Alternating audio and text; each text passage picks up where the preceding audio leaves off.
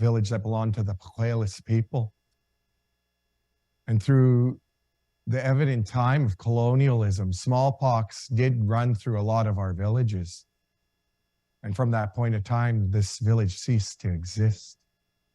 And when the settlers first came over here, they had a mission in mind. And that's why this township is called Mission. And one of the missions that they had in their mind was to colonialize the land. And the Indian residential schools were one of the parts to that. And that's what we're here this afternoon to discuss, is the happenings and the findings that took place on South Tamuk, on our land and on our territory. But before we continue on with our ceremony this afternoon, I'd like to ask our respected drummers to please come forward and welcome us with a welcoming song before we continue on with our work. Siyam and Siaya.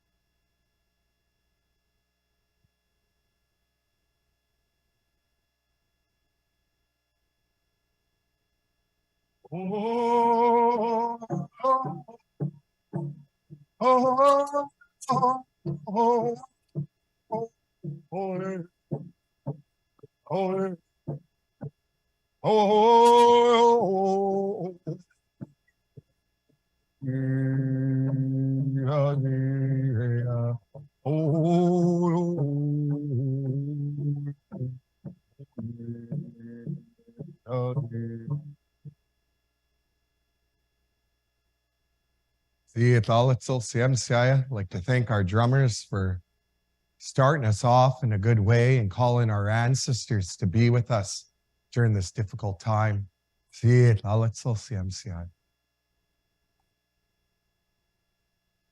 like to welcome everyone here in person and also welcome in the participants on Zoom.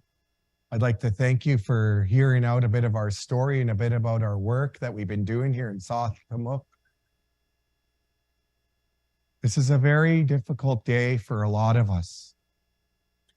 Majority of the people that are in attendance here in Quilmuk people that are in attendance, our families did attend these residential schools.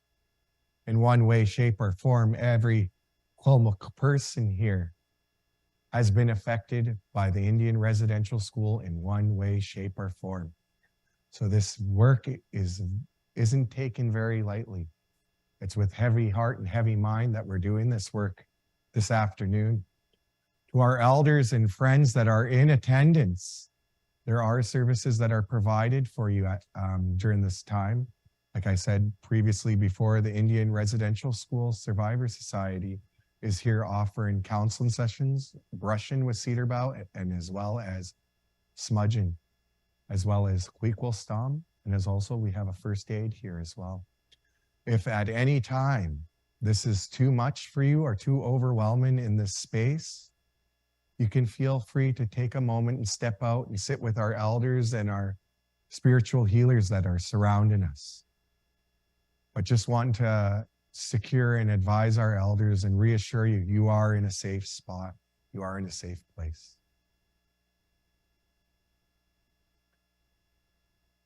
At this time, I'd like to call forward my brother Thatsimiatil to come over and share a few words.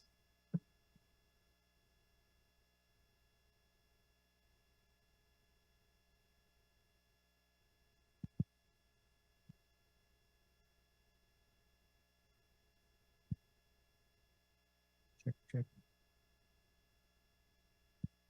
There we go. Good afternoon, everyone. My name is Darcy Paul with the Coqualeetza team. Just to follow up with a little more on what we offer here and what services are available within Coqualeetza. Just outside the doors here, there's a tent that myself and my team, we will be housed in during the presentation of the findings here, the announcement. Inside there, we do have our team. We're set up with cedar boughs, a smudging station, and elders, and us there as well to support anyone that may be feeling activated or triggered by the information that's going to be shared here today.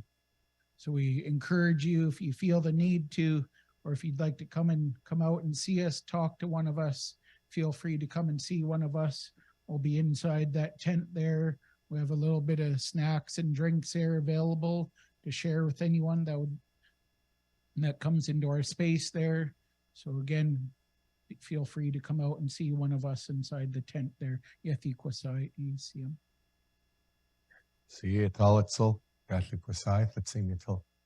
To thank you for sharing that, re-encourage, and that we have a safe spot for our guests and elders at this time. At this time, I'd like to call forward Stephanie Penier and Valerie Doolin to come forward and do the ground in prayer at this time.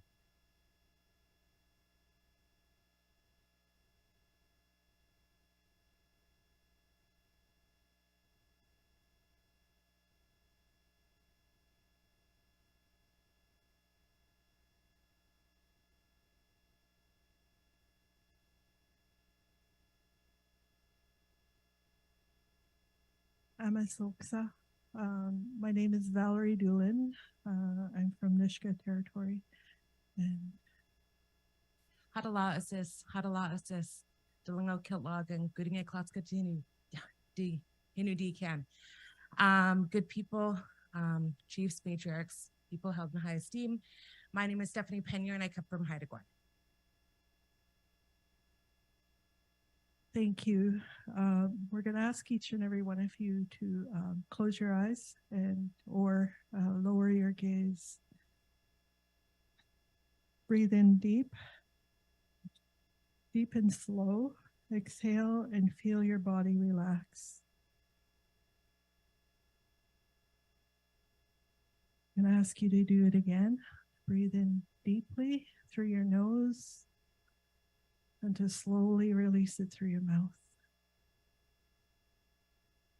Notice if you have any distractions and return your awareness to your breathing. Feel the ground beneath you. Feel it rise up to hold you and to support you as you do this important work today. Visualize yourselves out in nature. Wherever you find peace and safety, find that space. Allow yourself to take a good look around and see what's there. Remind yourselves that the earth has been and will be here to support you, each one of you. Gently put all your worries beside you or a distance away from you so that you can look at it from here and notice how it feels over there rather than you carrying it.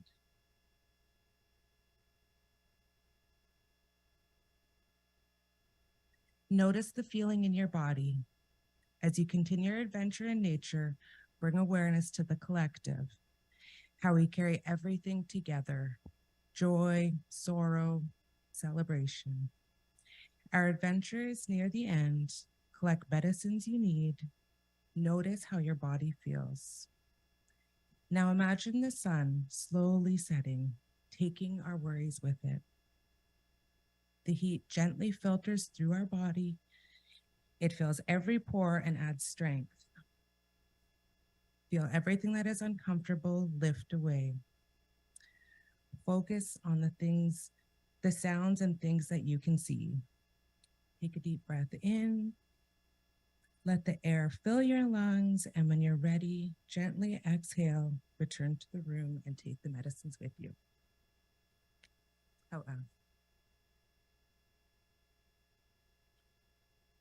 See it, Hallows. I'd like to thank Stephanie and Valerie for that beautiful prayer and grounding ceremony. I'd like to thank you for that this afternoon. CMCIA, when we conduct our ceremonies in the longhouse, we usually call witnesses up amongst the crowd. Because before the settlers came over here, we didn't have a written paper that said what's going to happen or what did happen. It was always a word of mouth, and it would go from village to village to village to village. This is what happened here on this day. I was a witness. I seen it with my eyes. And to everyone that's in the crowd this afternoon, you are all witnesses to this work that's going to take place on behalf of our Sialakwa. You are all witnesses to this work that's going to take place this afternoon, CMCIA.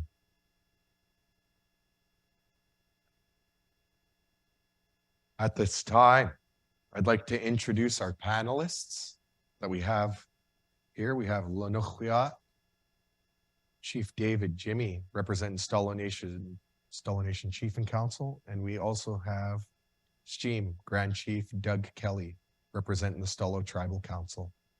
I'll leave them with their introduction remarks at this time.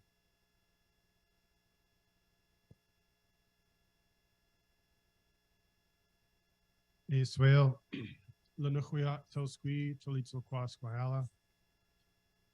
My Hmok name is Lenukhwiyat. My English name is David Jimmy, elected Chief of Squayala First Nation, President of the Stalo Nation Chiefs Council, and President of the Chilkoyak Tribe. I want to first just acknowledge all of those that have come forward through these challenging times. A lot of preparation, not only for today, but all of the work over the last 2 years.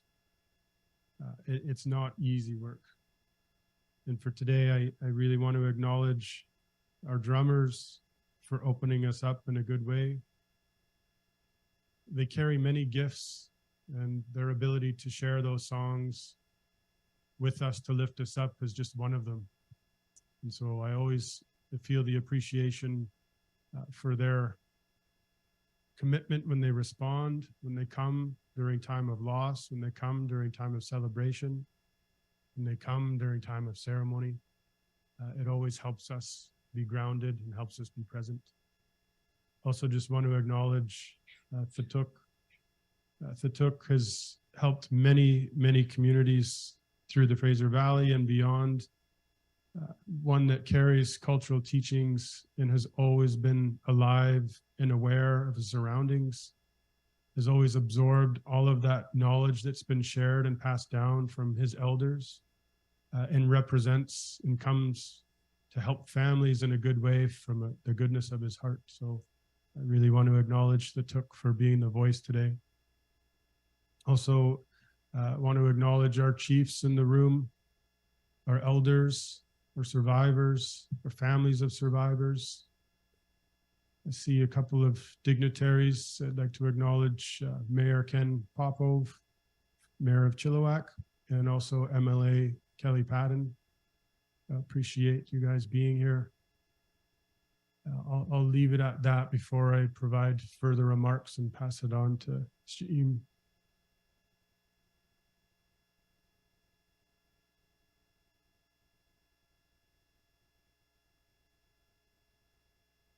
chiefs, elders, leaders, brothers, sisters, MLAs, mayors, reporters, good afternoon. Our people are carrying mixed emotions. We're on a journey to confirming the truth that we carry in our DNA. We're on a journey to discover facts to what we have already heard from our great-grandparents, our grandparents, past chiefs and leaders about what took place in residential schools. Our people are carrying incredible pain that was inflicted upon them by removal from their home, from their parents, their grandparents, their families, and placed in residential schools where there was no oversight to keep those children safe, where there was no oversight to ensure that they were provided adequate food, warmth, shelter. None of those things that you take for granted were there for our children. We know in here that some children never made it home. We know that some of those children were put away and not put away properly in our way, allowing families to agree. We know that things were done and that there was no accountability. None. There was no justice. And so the work we're doing here, the work of the Stalo Nation Chiefs Council, SQUA, and the Stalo Tribal Council is to document the truth, to set out the facts. And we're on a journey that's going to take us some time, but we'll begin to heal as those truths become evident. We'll begin with the help of Kelly Padden and Ken Popoff and others to engage in a debate and a dialogue about what happened and what steps do we take to make sure it never happens again. So I'm grateful that you're all here. I'm grateful that our leadership and our respected elders are supporting this work and to keep us focused on creating a safe place for our children, grandchildren, and great-grandchildren. I'd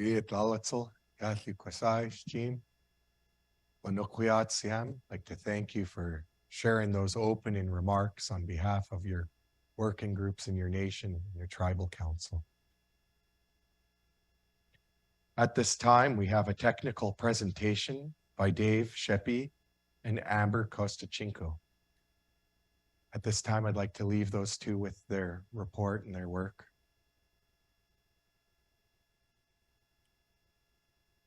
Pardon me? Oh, you're gonna go? Actually, we'll leave it to Chief Dave Jimmy to go first. Just a brief explanation, sort of historical context of where we started this work. After the announcement of the 215 in Kamloops, our leadership came together to discuss our approach and what we were going to do. So we started thinking about all of the different aspects in collecting information, the research, the data. But before we started that work, we were reminded by Chief Mark Point that before we do anything, we had to take care of our spirit, take care of and follow our cultural protocols. So we ensured that that work was done before we even started. Chief Terry Horn had come forward to offer his time to carve 2 commemorative poles, one that you see here at St. Mary's and the other at Coqualeetza. And then engaging what it's going to look like as far as next steps within that research work. So that's where it started, but always grounded and always reminded that we have to follow our protocols first. Another brief explanation of our plan, our communication plan. We had our survivors, families of survivors, community members here this morning to share this information because we wanted to ensure that they heard it first, that it wasn't coming to them through a newspaper or through Facebook. It was important that we made sure we created the space for them this morning. And I can honestly say that their strength and resilience actually carried us through this morning. Their ability to come here after not being here for so long, for some of them, it really did bring something in this tent, bring something to these grounds. And so I really just wanted to acknowledge that perseverance and strength that they carry.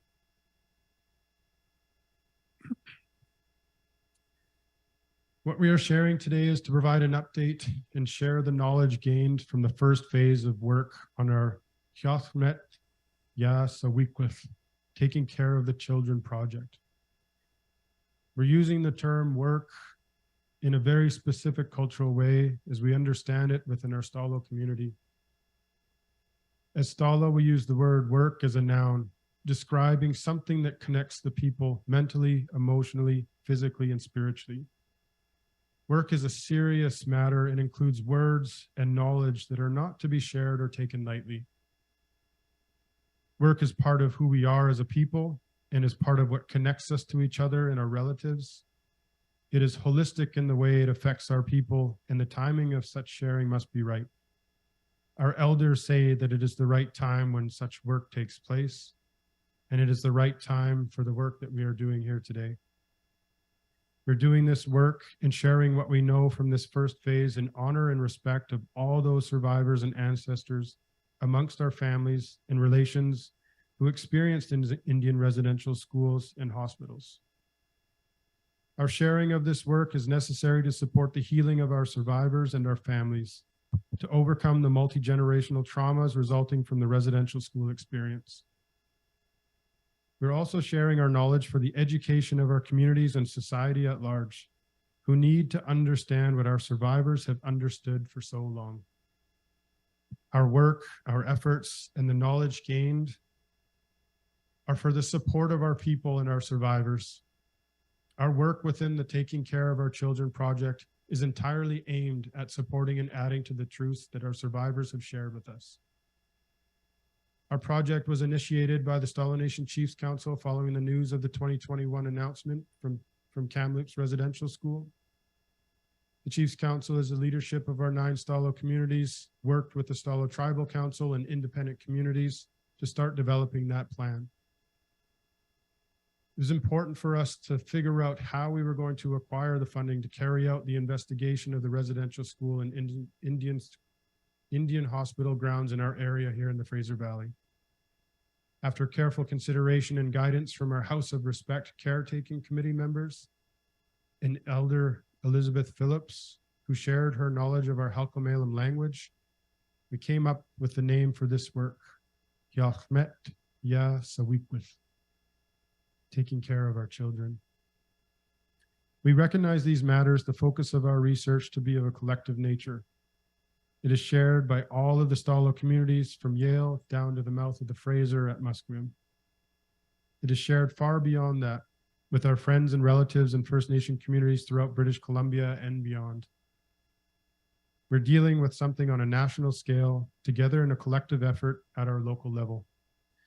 We are collaborating with Stalo Tribal Council, who is also conducting complementary work, doing interviews with survivors to ensure their voices are heard and their stories are documented.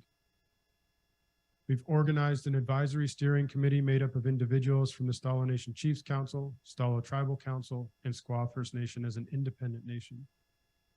Our cultural guidance for this work comes from the Stalo House of Respect Caretaking Committee, which has members from many communities through Sa'al-Tumuk, with particular attention and advice being provided by a number of our community, spiritual, and cultural workers. Our core research team is operationalized through the Stalo Service Agency's Stalo Research and Resource Management Center, otherwise known as SRRMC. The team at SRRMC developed the work plan and were successful in receiving funding from the federal and provincial governments to carry out this work as directed by leadership and under the guidance of the advisory committees. The team works in partnership with many other individuals to supplement the very knowledgeable and skilled staff we are fortunate to have already in-house at SRRMC. We further rely on the expertise of others, connecting to the broader affected communities, building relationships, and strengthening these connections as a result of our efforts since the beginning of the project in 2021. We raise our hands to all of those involved and say, Yakuikusai, our deepest thank you. There are too many people involved to name individually here, but we do have them listed in the information tent just outside. Our focus today is to provide an update in sharing the initial knowledge gathered through the work of our Taking Care of Our Children team, drawing from a range of research since we began in the fall of 2021 up until September of 2023. Specifically including only the ground search knowledge from the summer of 2022. We wish to emphasize the holistic way in which we have approached all aspects of our research. Our cultural ways of ceremony and the following of protocols are foundational to all of what we have done. We plan as leadership to provide this update on this Quoquel Swale, a day of sharing knowledge, prioritizing our survivors and community members, which is why we are gathered here today with those who have come in person and provided the ability for our other community members to join us online. We acknowledge the challenges involved in carrying out this gathering, especially how difficult and re-traumatizing it is for you survivors, your families, and our broader communities to hear this knowledge today. Our greatest concern is for your health and well-being. So repeat what was shared earlier, but we do have people that can offer that physical, emotional, and spiritual support. So if you feel that at any time you need to step away, take a break, please see one of our health support workers who can guide you to a private space. For those with us online, we've provided information on health support systems and how to connect with them on our Stalo Nation website for the Taking Care of Our Children project. And we have distributed that information to each of the nations connected to our work. What we have to share today is heavy and will be felt by all of us. So be kind to yourself and to others always, and especially today. The heaviness of the work today can't be summed into words. I think we all look at what has been done, the people that have come forward, them wearing their hearts on their sleeves, the information that they've read themselves and had to process themselves. We've always been mindful that each of those individuals has to be taking care of themselves as well. We understand the impacts and the re-traumatization and how difficult it is for survivors. And like I said, we only feel a glimpse of what they've been through. So always wanted to make sure that everybody involved was also receiving that cultural support. We'll continue with remarks from Amber and Dave on the research, the technical work, and the findings. We'll then hear from, I don't believe they're here, are they? The survivors? Okay.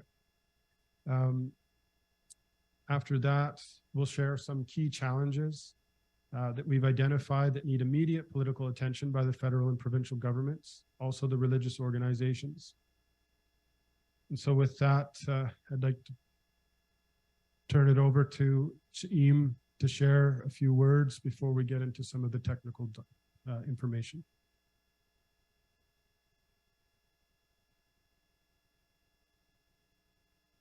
I guess it helps if you turn it on. Excuse me. I'm here for Grand Chief Clarence Penier. He's supporting his grieving family. A nephew passed, and so he wasn't able to attend. So I was volunteered to attend on his behalf. The Stalo Tribal Council is grateful for the collaboration with Chief David Jimmy, Dave Sheppy, and their big team. Amber, big support. They've carried out, with their team, they've carried out over 200 interviews. They're continuing to reach out to survivors and thrivers to hear their words, to hear their experiences, to document it so that it's not forgotten. I've worked with Grand Chief Clarence Penier for 43 years now, and we've talked about his journey. And I have his permission to share just a little bit of his story with you. He was disconnected from his family when he was put in residential school. He came here to St. Mary's, and he went to Kamloops. And when he began his own family, he didn't have a role model.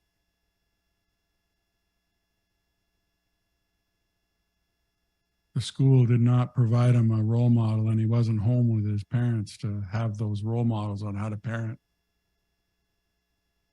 And he still carries some of that hurt for not being the parent that he had hoped he would be, of that he cares and shows every day for his 5.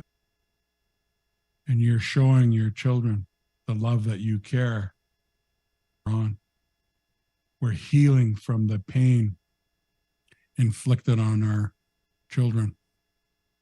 And that pain was brought home. We're also working closely with Dave and Dave on next week's events, where we want to create an opportunity to send those spirits of those little ones that never made it home to carry out rituals to make sure that we create an opening for those little ones, the spirits of those little ones, to return home and to have some closure. That's more healing work that we need to do. But I just wanted to add that, Dave. Thank you.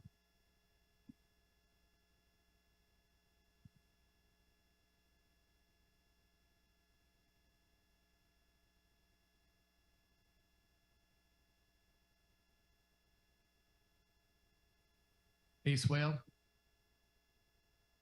Good day. Siam, Sialakwa, survivors, thrivers, Siaya. It's a pleasure to be here today with my colleague, Amber Kostachenko. Telemak tel squeeb, Coqualeetza Stalo Tamuk.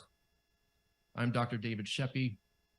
I'm the director of the Stalo Research and Resource Management Center and the project lead for the Hiathmet Sawikwit project.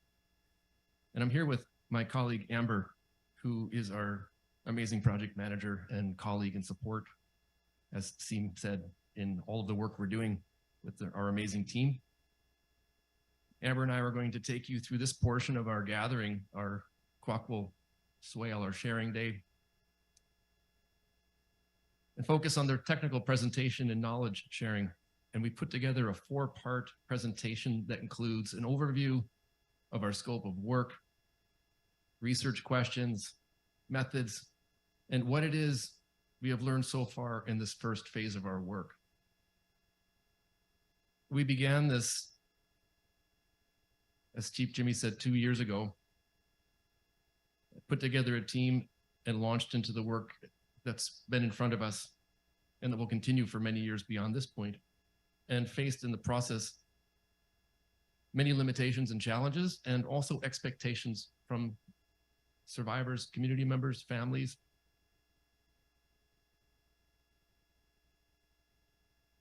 We think of survivors and we hold your lived experiences in these institutions that we are researching, that we're looking into. We acknowledge your suffering, in our minds as we do our work. We are doing and will continue to do our very best to hold you up, to provide the fullest knowledge to the highest standards that we can possibly gather on your behalf.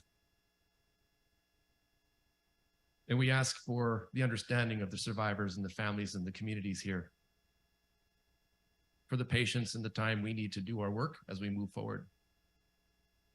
And what we can do is support our survivors' truths in adding substance to their stories. It's central to what we're doing. We're supporting the survivors' truths. We see their histories as strands that are foundational to a weaving of knowledge. And what we are contributing are some additional strands to help fill up some gaps that currently exist in that weaving. In contributing, we aim to bring warmth, comfort, and fulfillment to those who wear this shwalkwith, this sacred blanket of honor around their shoulders. It's a blanket of knowledge. It's an honor for us to be participating in this way. We're humbled, and I turn the floor over to Amber. Please introduce yourself and we'll carry on with the scope of work.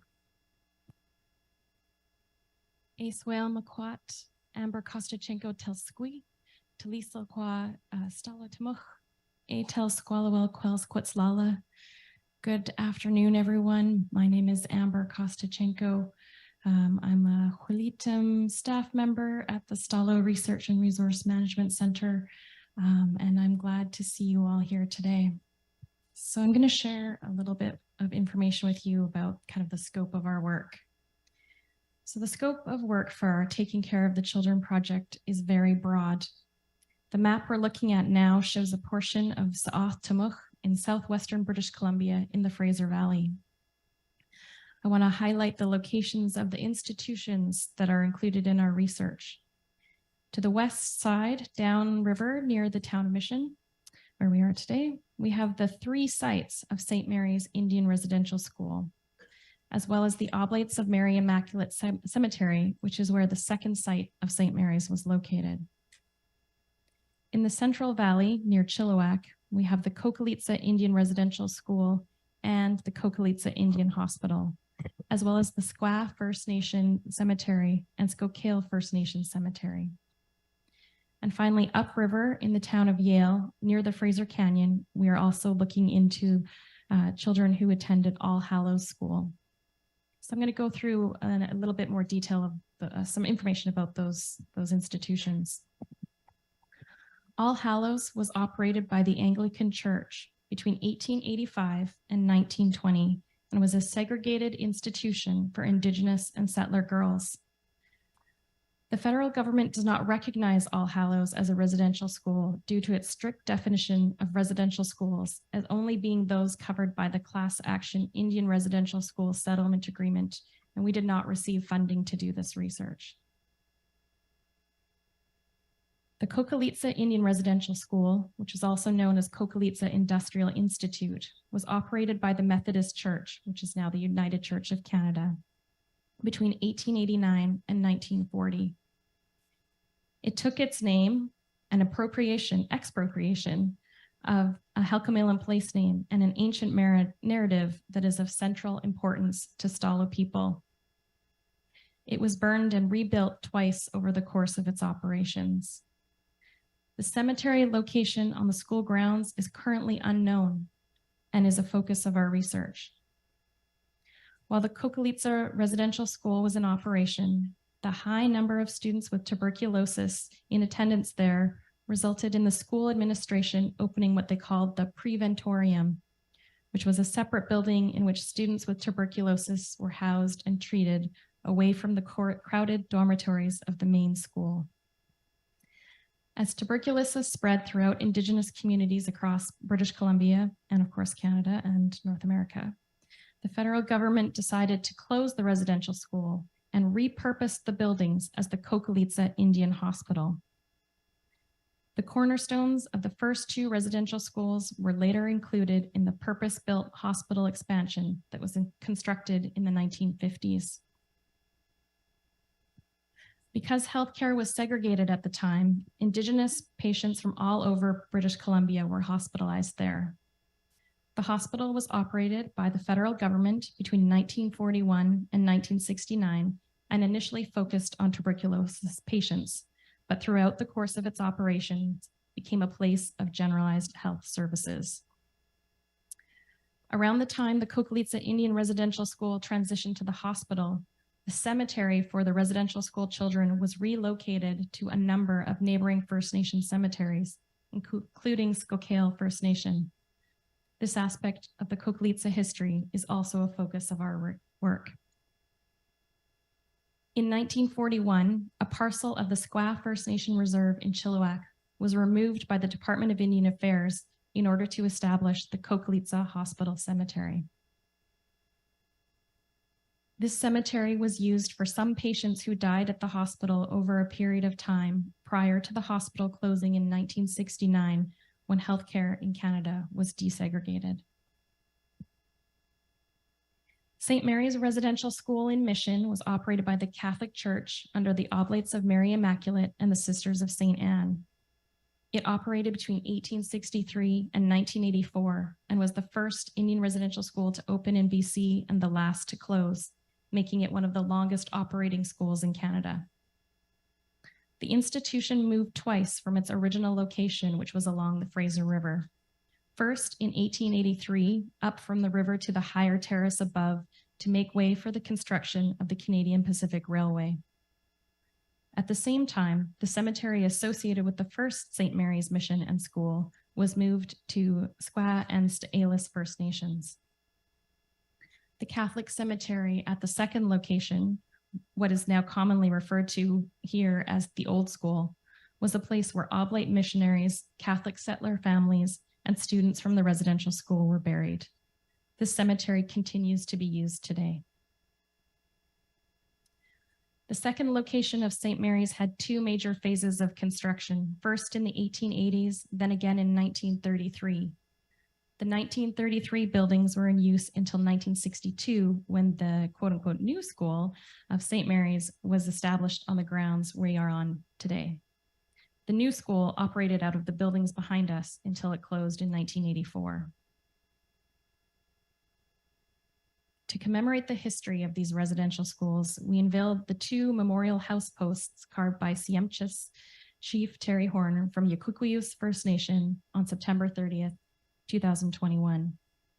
Located on the Coqualeetza and St. Mary's grounds, both posts feature women and children in recognition of the impacts of the residential school system.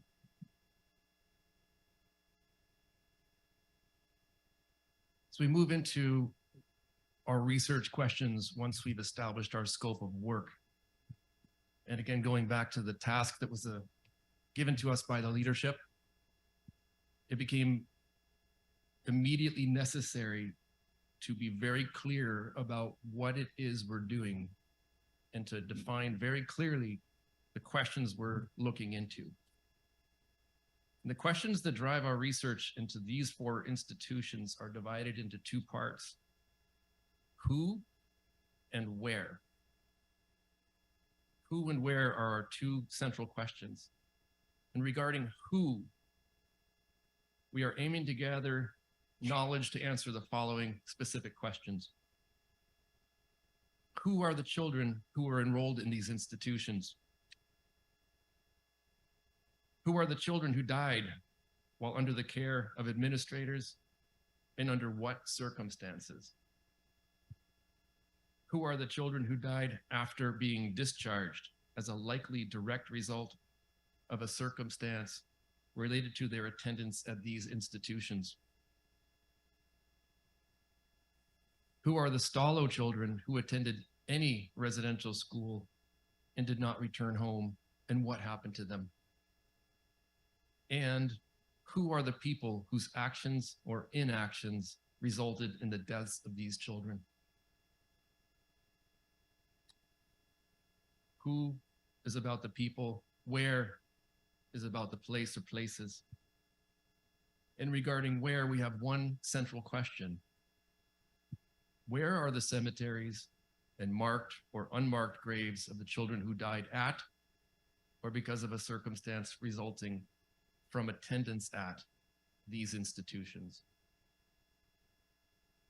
In answering these questions as fully as possible, we aim to make substantial contributions, supplementing the truths shared as survivors and thrivers' oral histories. The final goal of our work, which is a long ways off, is to contribute towards efforts to recognize and commemorate all those children who attended residential school institutions, and particularly those children who lost their lives as a result of that experience.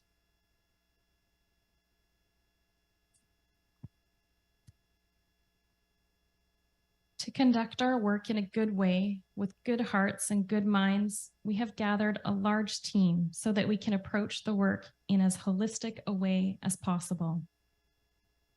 We have worked with cultural knowledge keepers to ensure that the work we do is grounded by the necessary cultural work to protect ourselves and the ancestors from harm that could come from our activities.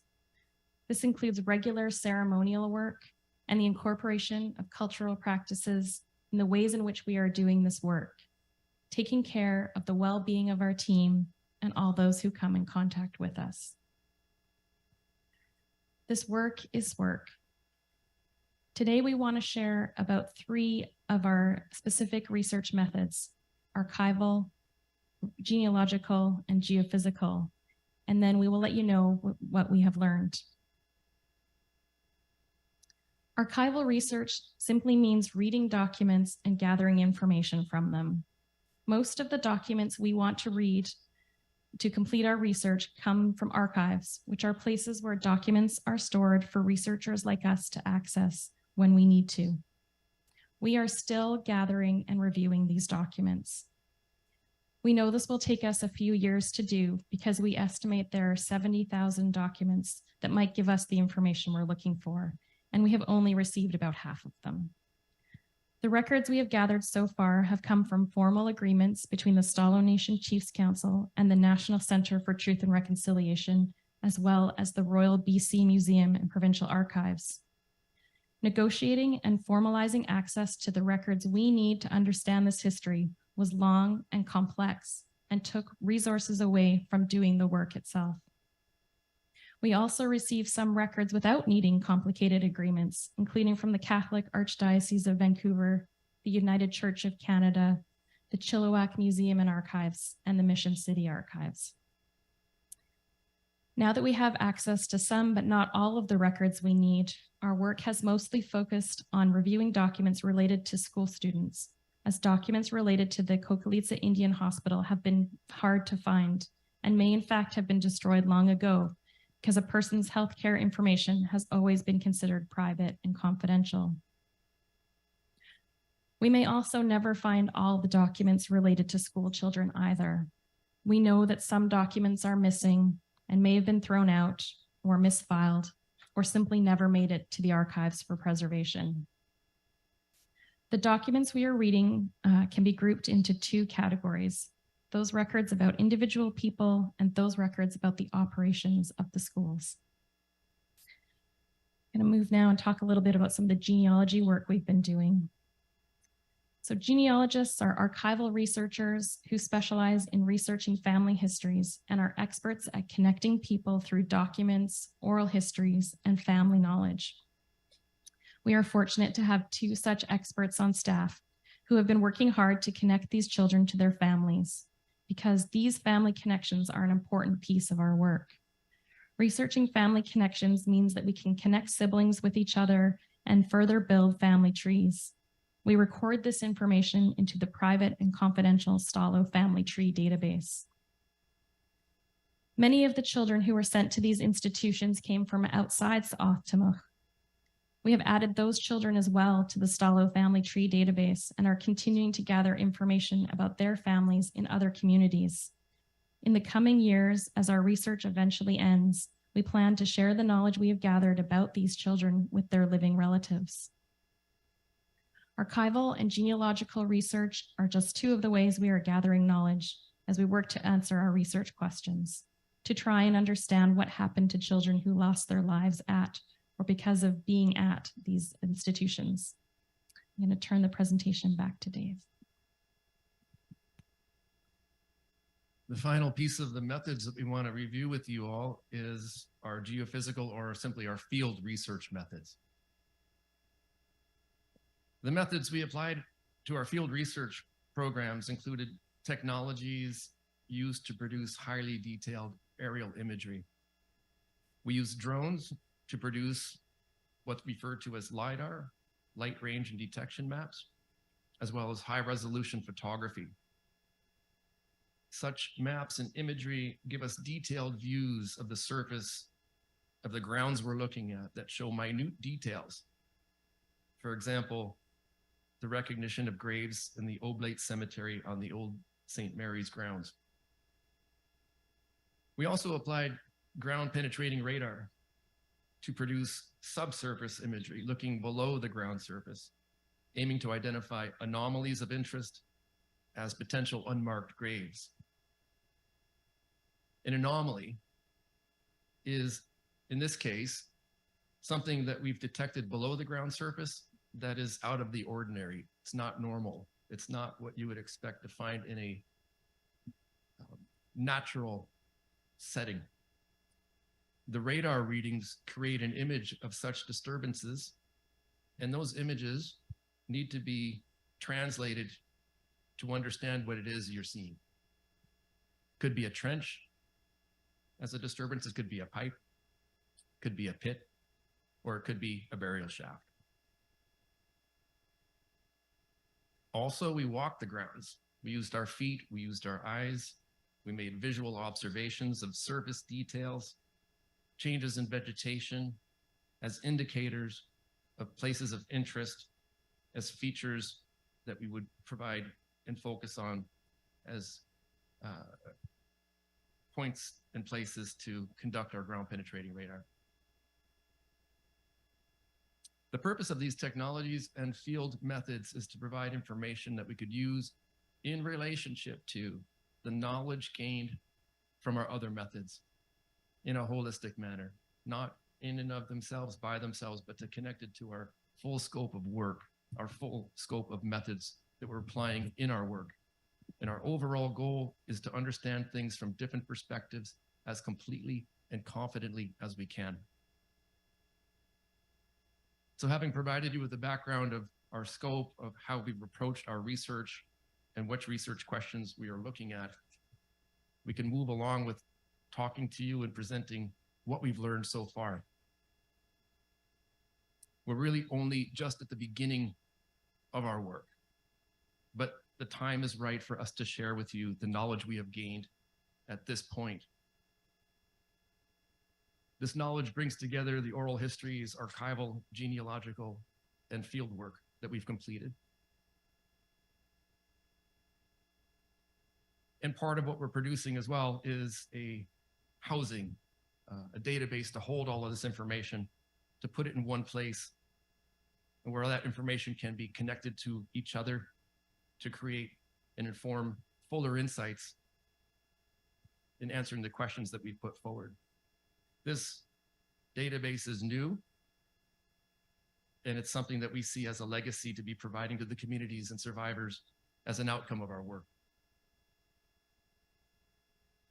Interviewing survivors is the focus of Stalo Tribal Council's work, being led by Grand Chief Clarence Penier and his team, from which substantial narratives of the residential school experiences are being gathered. For the purposes of our work, we reviewed a number of oral histories, past and present, and we're very fortunate and honored to speak with a number of local residential school survivors and respected family members.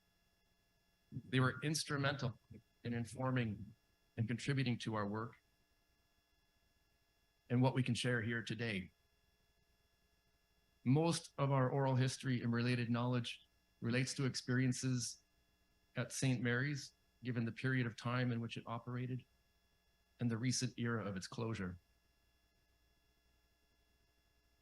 And I'm going to take a moment to pause at this point to allow for an acknowledgement that what I'm going to share is very, very troubling difficult to hear, difficult to say. And an opportunity for those in attendance here with us today or online to choose if they wish to remain or to take a step away at this point in time.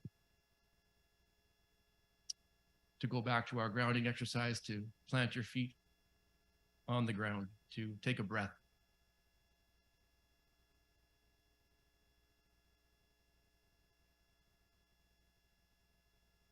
What we learned from speaking with only a handful of survivors is devastatingly traumatic and sad. Nothing less than absolutely heartbreaking. The knowledge we are about to share is difficult. And if you do choose to step away at this point in time, just know that this session is being recorded and it is something you can come back to view later on should you choose to do so.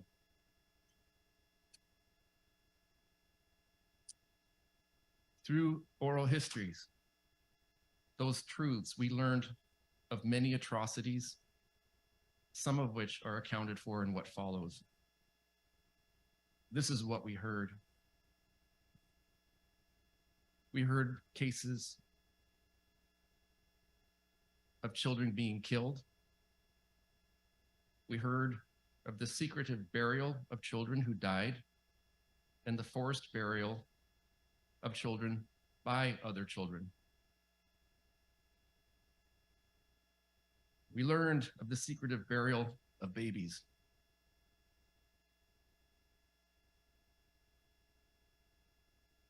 We were told that the St. Mary's Old School was characterized as a place of punishment and starvation, and the New School, a place of pedophilia.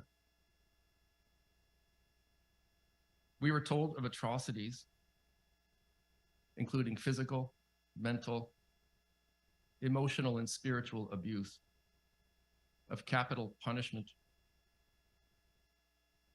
of the intentional confinement and exposure of children to diseases as forms of punishment, of forced and exploited child labor to the point of consumption.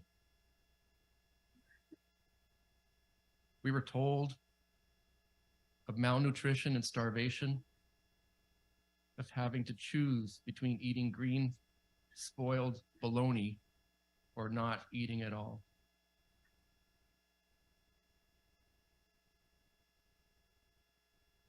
The impact of malnutrition and exploited child labor was a long-standing experience, as described by Chief Johnny from the Harrison River area. As stated in the late 1800s, a good many of the children, when they leave the mission school, are very unhealthy. I sent 2 of my boys to that school. They were very strong when they went there, but after they came home, they both died. I think that they were worked too hard at the school and got consumption. Similarly, in the 1900s, early 1900s, Chief Joe Hall of Scowlitz First Nation, not far from here, shared this experience with St. Mary's. We have had complaints about that school, and a great many other children come out sickly. I was in that school myself when I was a boy. Others took consumption and died. This is why I know the school is not safe. During all the time I was in mission, I only saw a doctor once.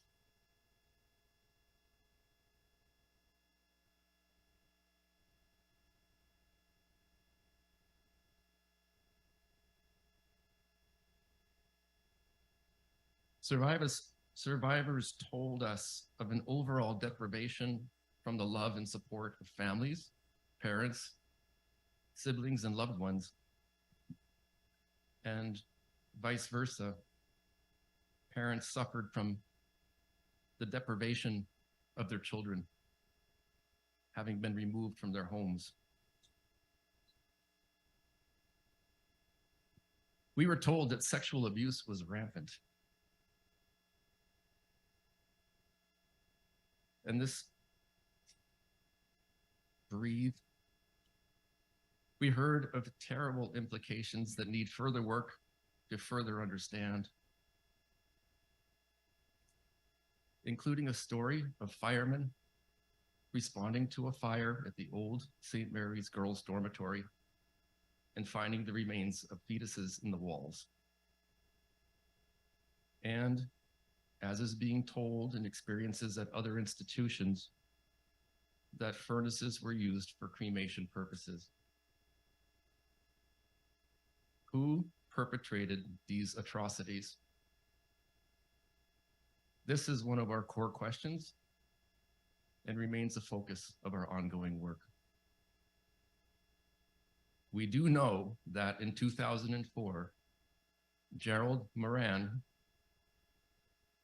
a former boys' dormitory supervisor, was convicted. He was convicted of 12 counts of sexual abuse that he committed some 40 years earlier at the St. Mary's New School. Tried in the Canadian courts, the Canadian justice system accepted a plea of leniency due to old age and sentenced Moran to only a 3-year jail term.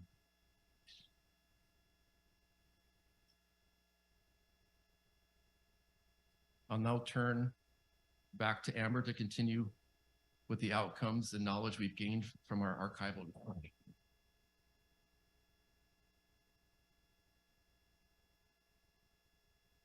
As I mentioned earlier, we are at the beginning of our archival research work. We have received about half of the 70,000 relevant documents that we need to answer our questions. These records came from 27 different archives that were located in 47 different physical locations across Canada. Of those 35,000 documents, we have only reviewed a small portion to date. Even so, we have already found detailed information about children who died. This is also very difficult information for us to present, and our hearts are with those who will struggle to hear these numbers. And I remind everyone here and online that you can take a break, step away, and that there are people who are here and ready to provide you with emotional, physical, and cultural support. We have carefully and rigorously analyzed the information we have gathered, and we are confident in sharing numbers about the children who died at these institutions. We know that families who have loved ones who went to these institutions and did not come home will want to know what specific information we have gathered. We plan to share this information and the documents that we have found directly with families in the future when we are closer to the end of our work. I'm going to speak now about All Hallows School. Through our review of historical documents, we have so far identified with certainty that 5 girls died at or because of their attendance at All Hallows. All of these girls were reported to have died due to an illness.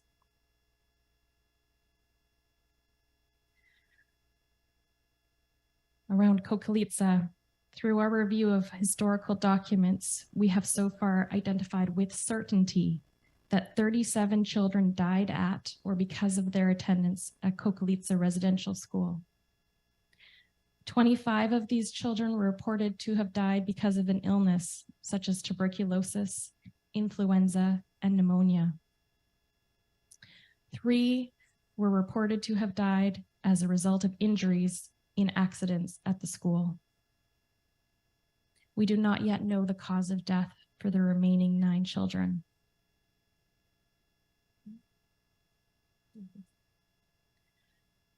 So we do have some details around the children who died, who were reported to have died as a result of injuries. And this is what the documents say. 1 child died because they were jumped on by another student. Another child was reported to have hit their head against the bed under unknown circumstances. And another was reported to have broken their spine while jumping rope.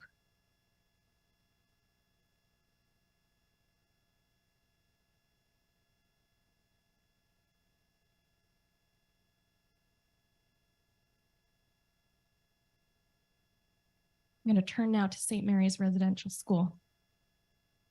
Through our review of historical documents, we have so far identified with certainty that 20 children died at or because of their attendance at St. Mary's Residential School. The youngest child was 7 when they died, and the oldest was 18. 17 of these children were reported to have died as a result of an illness such as influenza, pneumonia, meningitis, myocarditis, bronchitis, and tuberculosis. We do not yet know the cause of death for the remaining 3 children. Lastly, I want to talk about Coqualeetza Indian Hospital. So we looked at the deaths of children between the ages of 5 and 20 who died at the hospital. Through our review of historical documents, we have so far identified with certainty 96 children who died at the Coqualeetza Indian Hospital. 79 of these children died from tuberculosis or complications of tuberculosis. 7 died from an illness other than tuberculosis, including pneumonia, rheumatic heart disease, myocarditis, and cardiac arrest during surgeries to remove tonsils and adenoids.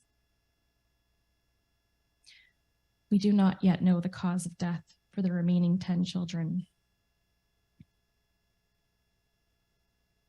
In total, our researchers have so far identified 158 child deaths at these institutions.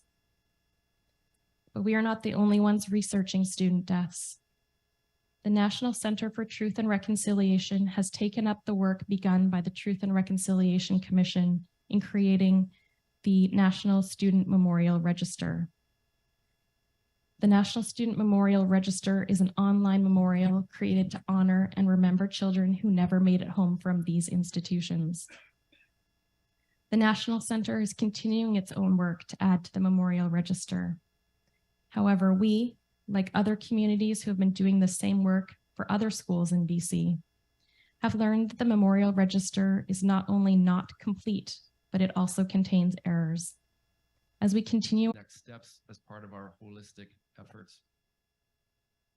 Today, we are able to present with certainty general statements confirming the presence or absence of potential unmarked burials. In 2022, we applied a range of survey methods as described earlier. With much support from longstanding experts in the field, we built our work. Our ground penetrating radar coverage of those grounds was preliminary, or particularly minimal and preliminary, at both Coqualeetza and St. Mary's Old School. This chart shows the total area we surveyed in 2022 compared to the total areas of both grounds. We covered about 2.5 acres, or about 4% only of the total area of the Coqualeetza grounds, and 1.3 acres, or about 2% of the total St. Mary's Old School grounds. These figures clearly speak to how early on we are in this process and how much more we have to do. It's widely acknowledged by GPR experts that this technology is very useful, but has limitations with regard to the type of terrain we can effectively cover and conditions in which we can work. In phase 1, we selected those areas identified as high priority that were the most accessible and provided the best conditions for effective use of GPR. We do not expect or rely on GPR to identify all anomalies that represent potential unmarked burials, rather to add insight as a useful tool and element of our overall sources of knowledge. Ground penetrating radar results provide us with indications of where burials may be located, but not any information on who may be buried there. The facts of who died at which institutions comes from our archival research. We pay very close attention to creating control over our data collection and findings by including a number of known marked graves at both the Oblates of Mary Immaculate Cemetery, associated with St. Mary's Old School grounds, as well as within the Squaw First Nation Cemetery. This provided a definitive basis to compare our GPR results in these known circumstances. We also applied control over the reliability of our data and findings by rerunning areas with each of our 2 GPR machines, replicating results. This allowed us to test results between machines, and in doing so, we were able to reproduce results and confirm consistency and the accuracy of data collected by each of our 2 machines. Key principles: accuracy, reliability, validity, and accountability are some of our key principles of the research we're carrying out. In addition, we examined the monuments remaining in place currently in the Oblates of Mary Immaculate and Squaw First Nation cemeteries. Pulling together the different aspects of our fieldwork, we now have learned the following. At St. Mary's Old School, we can confirm the identification of marked graves of children from that institution who were buried in the OMI cemetery. We can confirm the identification of anomalies representing potential unmarked burials, both within and adjacent to the OMI cemetery. And furthermore, we can confirm the identification of anomalies representing potential unmarked burials located more broadly throughout the St. Mary's Old School grounds in the few areas we examined. At Coqualeetza, we can report at this point of phase 1 work that we did not identify any anomalies that could be interpreted as potential unmarked burials. We did, however, identify an area of substantial ground disturbance that requires further investigation as potentially associated with the historic cemetery that we understand was part of the Coqualeetza Residential School. At the Squaw First Nation Cemetery, we can confirm the identification of marked graves, but without names, that appear to be associated with the Coqualeetza Hospital within that portion of the cemetery established for the hospital's use. We can also confirm the identification of anomalies interpreted as potential unmarked burials that also appear to be associated with the Coqualeetza Hospital and the burials of individuals who died there. We cannot confirm at this point in time whether these are adults or children. Other findings associated with our search of the Squaw First Nation Cemetery remain unclear as to their potential origin. Further work requires cross-examining the archival records and community knowledge with this set of fieldwork findings. Our next steps are to further examine our GPR results with the aim of better understanding their connections to our other findings and sources of information to establish meaningful outcomes that we can later provide as meaningful numbers. Amber is now going to continue with outcomes from our genealogical research.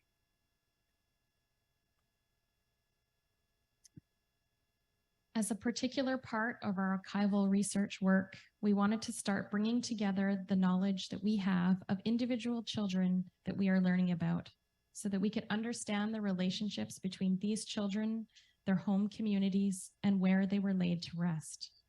To do that, we have created maps to visualize these connections.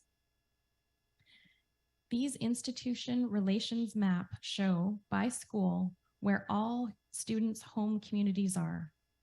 These home communities appear on the map as arrows leading from the home communities into the institution. For some of the maps, we had to generalize the home communities as there was too many to include separately. Information for maps for Coqualeetza and St. Mary's came from the school narratives available through the National Center for Truth and Reconciliation archives. The information for the All Hallows map has come from the knowledge we have gathered about the school ourselves. We will be adding to all 3 of these maps in further phases of our research. At this point, we have identified community histories related to All Hallows. There are 23 First Nation communities connected to All Hallows. Coqualeetza has 40 First Nation communities connected to it. And there are 77 First Nation communities across BC with histories connected to St. Mary's. And these really family relational maps show the breadth and scope of connection to the places here in the Fraser Valley, here at St. Mary's, here at Coqualeetza, here at All Hallows. And that also includes what we know of the final resting places, the cemeteries of children who died here and where they're buried, that extend well beyond the grounds we're searching. In order to understand where the children are buried, we have mapped 23 final resting places or cemeteries of those loved ones that we know passed at or as a result of attending any of the 4 institutions. This information was gathered through death certificates from BC Archives, family knowledge, and cemetery inventories. And this map will be added to as we gain further information and knowledge as we continue with our work. Kwasai, and I now turn to Chief Jimmy. Thanks, Dave and Amber. A lot of information, a lot of heavy information. Please ensure if you're feeling anything to step outside and take care of yourselves in the right way. All of this work does not come without challenges. And as you can imagine, 35,000 documents for archival research, the amount of hours spent on going through that information with 70,000 documents available, not quite available yet, but having 35,000, you have to really think about and put your hands up to acknowledge the commitment and the work by the team that has come forward to do this. It's not easy work by any means, but I've never seen the commitment that I've seen through this project. So always want to acknowledge those that put forward that work. Thinking about challenges, on August 31st, 2023, we submitted a substantive set of recommendations to Kimberly Murray, the independent special interlocutor for missing children in unmarked graves and burial sites associated with Indian residential schools. The special interlocutor was appointed by the Federal Justice Minister in 2022. And through her work, she will identify needs and make recommendations for a new federal legal framework to ensure the respectful and culturally appropriate treatment of unmarked graves and burial sites of children at former Indian residential schools and associated institutions. Today, I want to focus on a few of the most important of them, including barriers to accessing information, financial support, legal barriers, and the lack of federal commitment to seeing this work through, as was made evident by the recent cabinet shuffle by Prime Minister Justin Trudeau. For a discussion of this first challenge, the release of key federal database information that contains valuable information that we and other communities doing this work need access to, I'm turning to Amber, who has direct knowledge of this database, as she will explain. We're very fortunate to have Amber as a member of our team with her previous experience and knowledge having worked for the federal government. Amber. Thank you, Chief Jimmy. So yes, I spent 14 years doing residential school research for the federal government, supporting claims through the Indian Residential School Settlement Agreement. And in my 14 years there, I was one of hundreds of dedicated researchers who created a database that ultimately contained over 1 million individual documents about these types of institutions all across Canada. These documents came from the Department of Indian Affairs files, from other federal departments, but also all of the religious organizations that were involved in running these institutions. As researchers, we noted every student and every staff member that was named in every document. We recorded when documents included information about child illnesses, deaths, and also sometimes information about child abuse. Having direct access to the federal database and the information it contains will vastly expedite our research.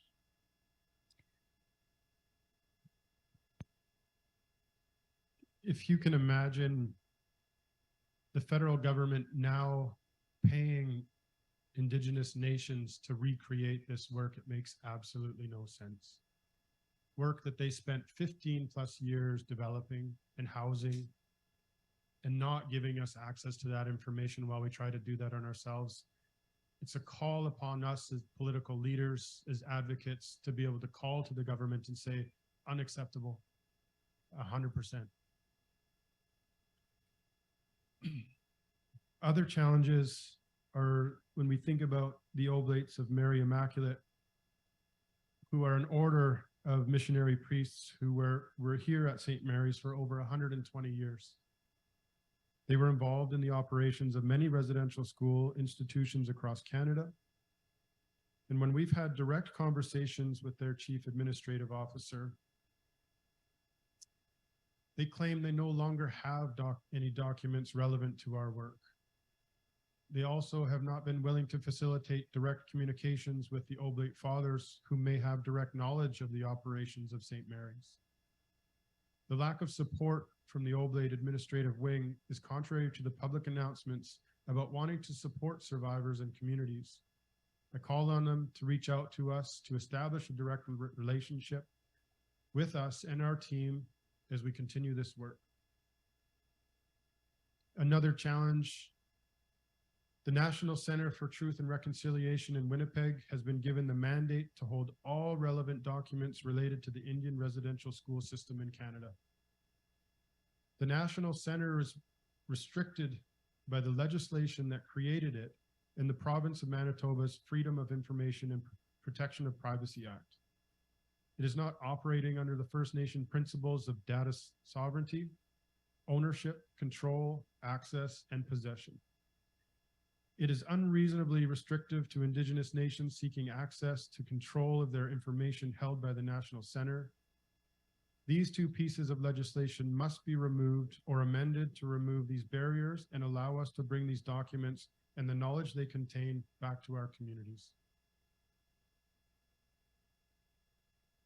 Another challenge is the need for long-term financial commitments.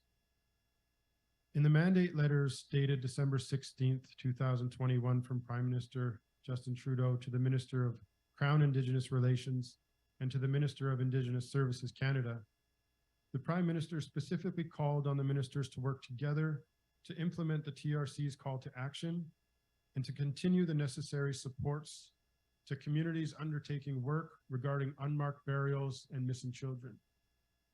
It will take decades for this work to be completed by the communities all across Canada, and we need an immediate commitment from the federal and provincial governments to a long-term, ongoing, sustainable funding agreement.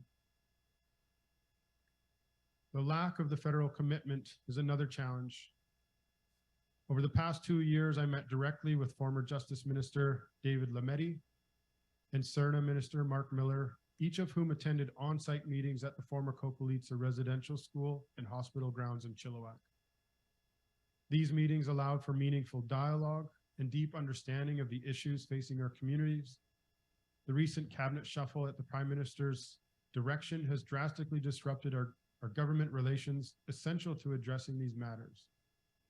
The Prime Minister needs to demonstrate a true commitment to an understanding of the meaning of reconciliation by directly assuming the relationship with us that has been lost through his shuffle. Our communities know this all too well. You start to make progress, you start to meet with different ministers on different issues, and the shuffle takes place and you start all over again.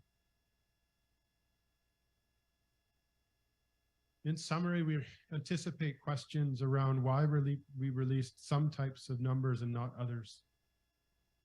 Our reasoning is that it is, as a major focus of our work, we are accounting for the children that lost their lives at or directly related to their experiences at these institutions.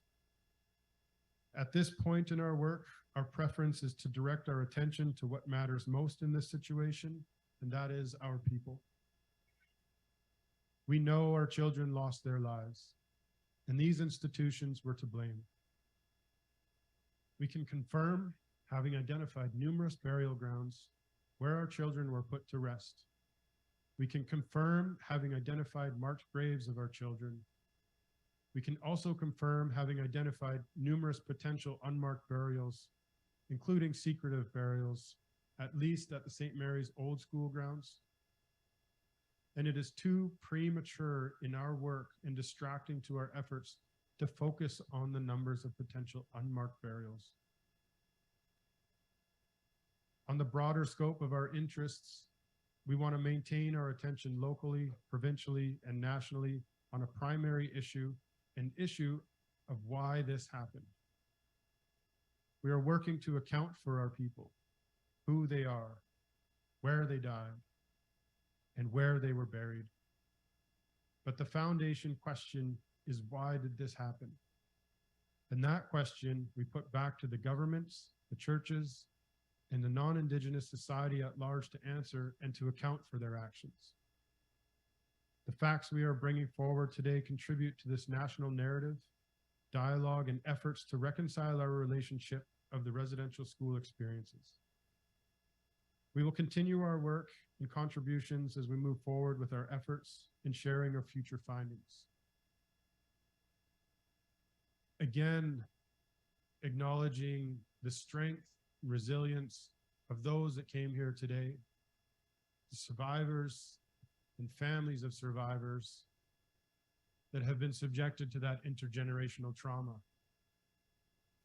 And while you may not be a survivor, you're still affected by the impacts of the Indian residential schools, because the larger intergenerational trauma that's still being passed on is a direct result of the harms that took place in those schools. It's our responsibility here today.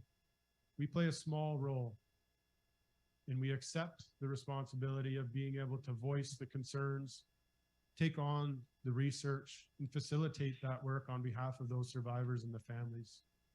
So with that, we want to thank each and every one of you for coming today, acknowledge the difficult information that was presented, and that we have much more work to go, and we're committed to doing this work. Thank you. I'd like to thank Lenukwiyat, Dr. Dave, Amber, Jim, for sharing your words and your work that you've been doing over the last several years. As you can see, it's very meaningful and much appreciated on behalf of the Quilmuk people, the Stalo people.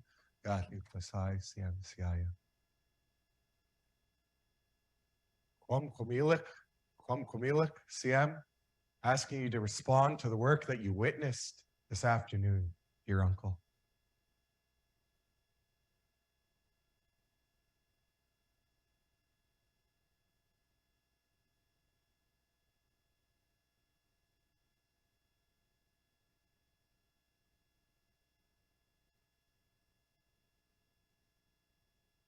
Thank you very much to all of the work that's been done, to all of you for being here, to witness this work, to listen, to contribute your strength to the center where we need that strength to move forward. My name is Mark Point, Coqualeetza. I'm the chief of the Coqualeetza First Nation. But most of all, I'm a descendant of two survivors of residential schools, as well as my wife is a descendant of a survivor of residential schools.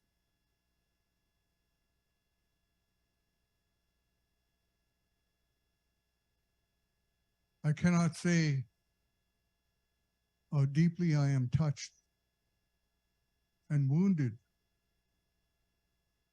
by the information that was shared today.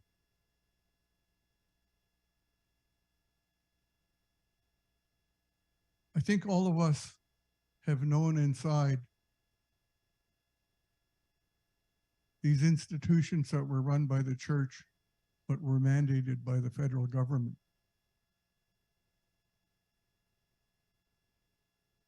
And we must never forget that the mandate was to take the Indian out of the Indian.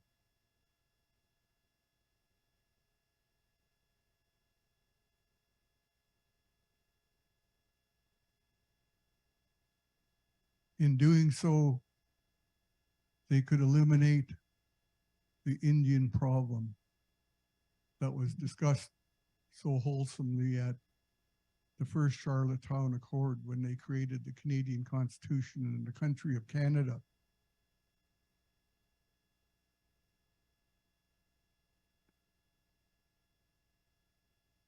I acknowledge that the work must continue.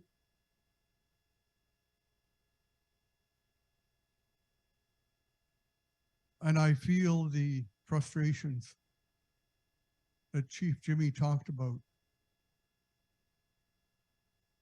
the government holding on to the information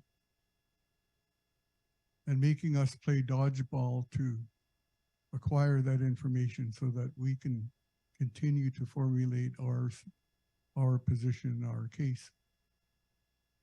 But that's no different than how they've operated all along. They've never had an open door policy with First Nations and the information we need to survive, to build ourselves, and to move forward. But as I was sitting back listening to the work that needs to be done and the work that has taken place, I will share some inner thoughts and frustrations that I've had as a Stalo person and as a leader within the nation. That it's time our leadership put our differences aside and formed a common front to stand together, to work together, where we're not working for ourselves, we're working for our future children, our future generations to come.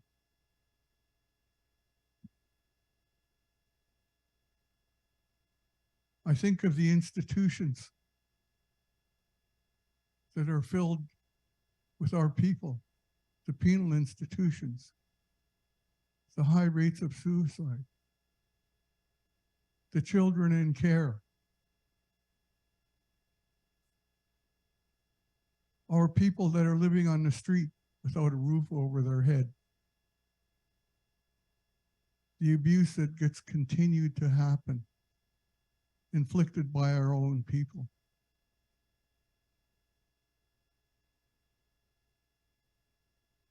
And we have not been able to formulate answers on how we can stop it, how we can heal, because we can't stand together.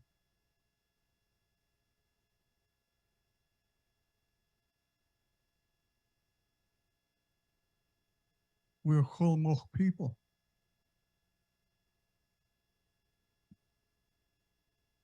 We have a sacred purpose to look after Mother Earth and all that is within Mother Earth. We cannot forget that.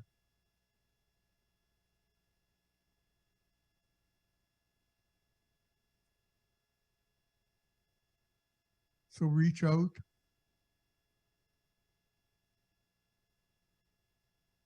Reach out to your friends and your family at home.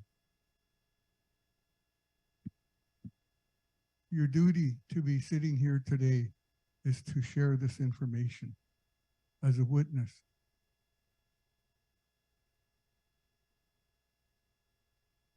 And to understand that we're at the very cutting edge of that wedge to get this work done, to move our people forward, to heal, and to find our rightful place in this country called Canada.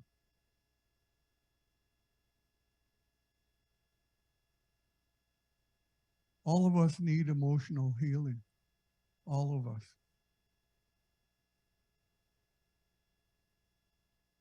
You need to love yourself before you can love anyone else. We need to stand together as families. We need to stand together as communities.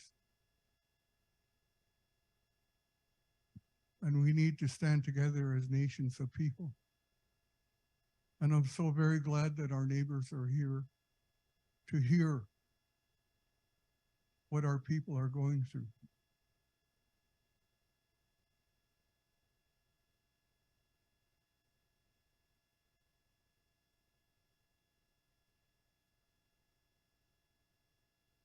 We have to put our petty differences aside. We have to leave our egos outside. And we have to sit together, hook our arms together, and figure out how we can work together and move forward. We're a strong nation when we can stand together. But also remember, we're not the only nation that's going through this. All of the people in this province and across this country, and even south of the border, are going through this very same thing. They're losing their young people from drugs, from alcohol abuse.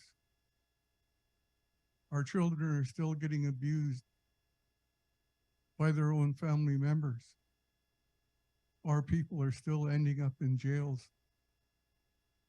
They're still jumping off bridges, and they're still starving on the streets. We're still suffering from lack of health care. This is a small portion of the work that we must do, but we must do it together. Ocean. Sí, Talitzel, Catholic Wasai, Juan Coqualeetza. At this time, we started off with ground and ceremony. I'd like to call Stephanie and Valerie back up here to perform another ground and ceremony for everything that was just talked about, everything that was just shared, just to level us back down. I'd like to thank Coqualeetza for sharing on behalf of your family and behalf of your experience. See it all, it's all.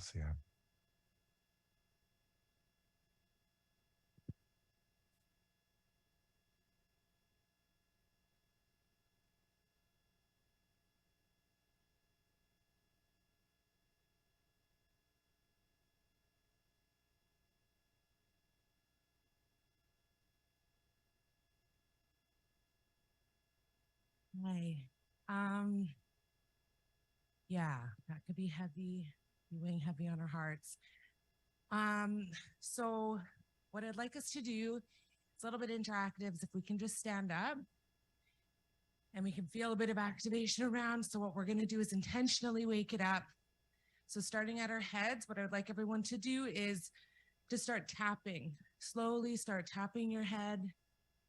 Go slowly down your face, the back of your head, down. And we're waking it up. We're waking up our chest. Make sure you go by your heart, your chest. Yep, down each arm. So just tap, tap, tap. Let's wake it up. Wake it up. Yep. Down your stomach. It's important to put a bit of extra time around your stomach and the back, like by your kidneys. Wake those up. Okay, and we're going to go down each leg. You can watch. I can't really bend into it, but like go down each leg. Yep. Wake it all up. Wake it up. Wake it up. So now we'll take a deep breath in. And we're going to go through and intentionally calm it all down. Start at the top of your head. Slowly rub down your face, down your head. Intentionally settling it down. Taking off the energy that no longer serves you the energy, and go down each leg. And this is an important part. So we're gonna go down each leg. Once you get to your feet, if you could, like, you know, when you wash your hands and you shake your hands, once you get to your feet, intentionally like put it to the ground. Like shake it off to the ground. Any of the energy that is stuck, no longer serving you, we can give it to Mother Earth. Deep breath in and out. See, Kathy Kwasai. I'd like to thank you, Stephanie and Valerie, for that moment of grounding.